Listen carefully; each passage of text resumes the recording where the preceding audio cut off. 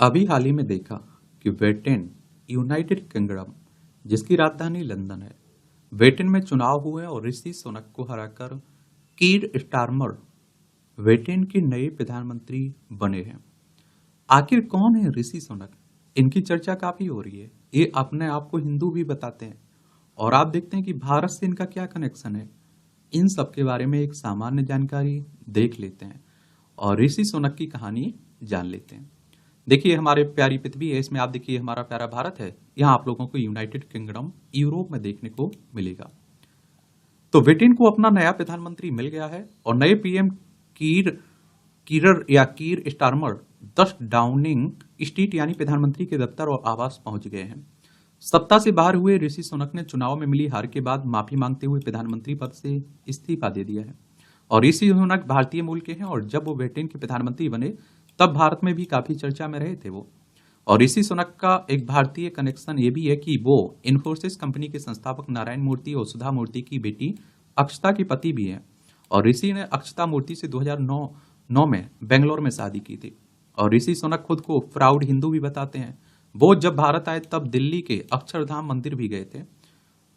और आप देखते हैं कि कहानी ऋषि सुनक की अगर हम बात करें तो साल 2022 ऋषि सुनक के लिए बेहद खास था।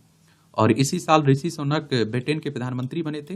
वे पहले ब्रिटिश एशियाई और पहले हिंदू हैं जो ब्रिटेन में लोकतांत्रिक सत्ता के शिखर तक पहुंच चुके हैं। भारतीय मूल के ऋषि सुनक की पृष्ठभूमि और अतीत बेहद दिलचस्प रहा है। ये जानना दिलचस्प है कि ऋषि सुनक किस तरह वर्ग, नस्ल और आप देखिए उपनिवेशिता और खुद ब्रिटिश साम्राज्य के ढांचे से गुजरते हुए 10 डाउनिंग स्ट्रीट पहुंचे। उषा सुनक और यशवी सुनक के घर साउथहैम्पटन में ऋषि सुनक का जन्म 1980 में हुआ था। उनके माता पिता पूर्वी अफ्रीका के ब्रिटिश उपनिवेशों से ब्रिटेन पहुंचे थे। ऋषि की मां का जन्म तंगनाइका में हुआ था। वो बाद में आधुनिक तंजानिका का हिस्सा बन गया। उनके पिता यशवीर का जन्म ब्रिटिश साम्राज्य का हिस्सा रहे प्रोटेक्टरेट ऑफ कीनिया में हुआ था। सुनक के दादाजी का जन्म ब्रिटिश शासन वाले पंजाब में हुआ था। वहां से 1930 के दशक में वो पूर्वी अफ्रीका चले गए और वहीं बस गए। लेकिन जैसे जैसे अफ्रीकी देश ब्रिटिश शासन से आजाद होने लगे, भारतीय समुदाय के लोग ब्रिटेन पहुंचने लगे।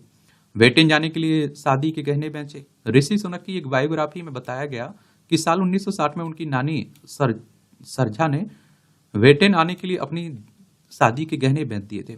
इसके बाद उनके नाना नानी दोनों ब्रिटेन आ गए।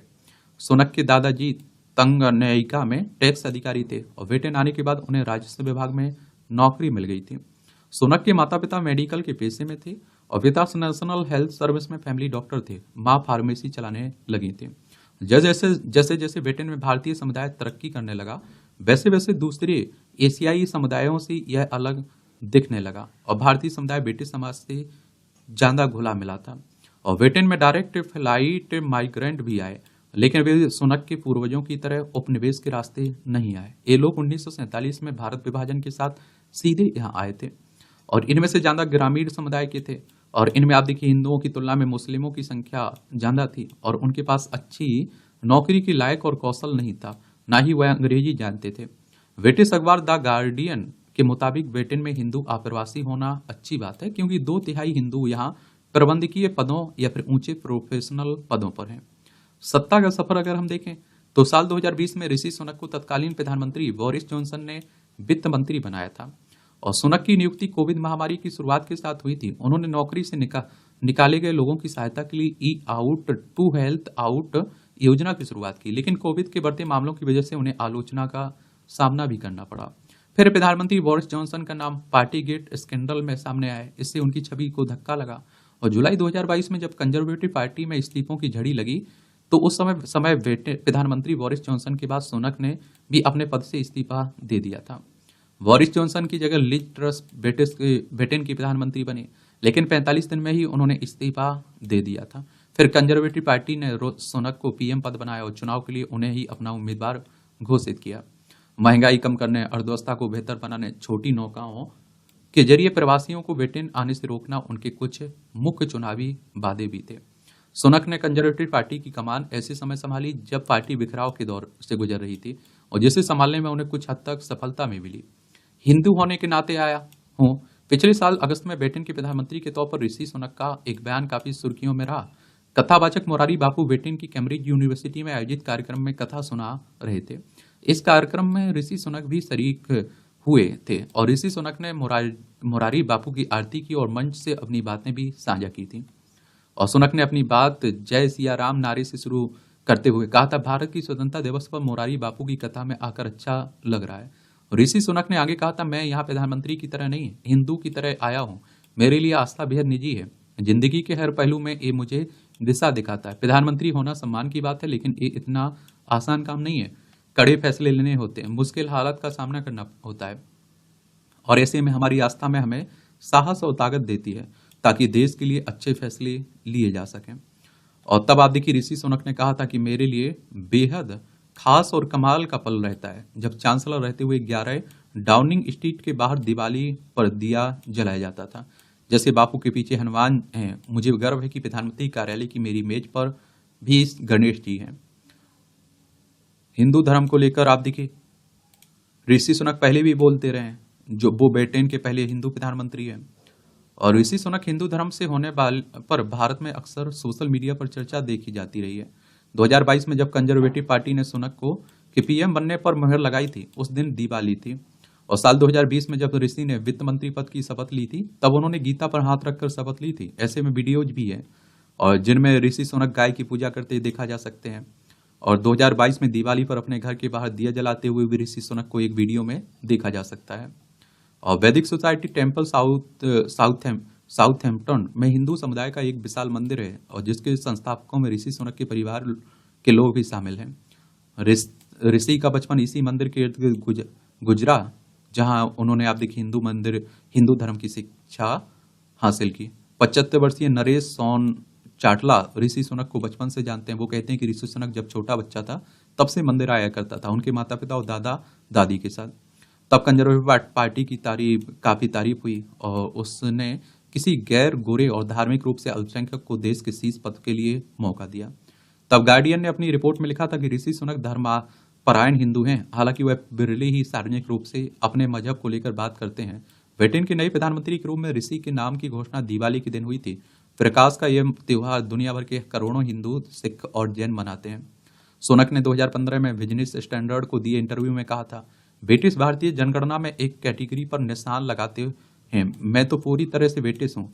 यह मेरा घर और देश है, लेकिन मेरी धार्मिक सांस्कृतिक विरासत भारतीय है। मेरी पत्नी भारतीय है। मैं हिंदू हूँ और इसमें कोई छुपाने वाली बात नहीं है। हार के बाद क्या बोले सुनक? नतीजों के बाद ऋषि सुनक ने और समर्थकों से माफी मांगी थी और कहा था इस नतीजे से सीख लेने की जरूरत है।